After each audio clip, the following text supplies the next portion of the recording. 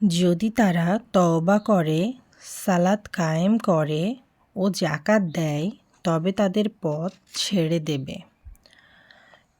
ইবনে উমর রাদিয়াল্লাহু আনহা থেকে বর্ণিত যে রাসূল সাল্লাল্লাহু আলাইহি সাল্লাম ইরশাদ করেন, আমি লোকদের সাথে যুদ্ধ চালিয়ে যাওয়ার জন্য আদিষ্ট হয়েছি যতক্ষণ না তারা সাক্ষ্য দেয় যে আল্লাহ ছাড়া কোনো ইলাহ নেই এবং হজরত মুহাম্মদ সাল্লাল্লাহু আলাইহি সাল্লাম আল্লাহর রাসূল, আর সালাত কায়েম করে ও যাকাত দেয়।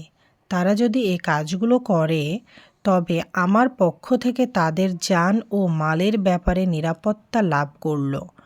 অবশ্য ইসলামের বিধান অনুযায়ী যদি কোনো কারণ থাকে তাহলে স্বতন্ত্র কথা, আর তাদের হিসাবের ভার আল্লাহর উপরেই ন্যস্ত।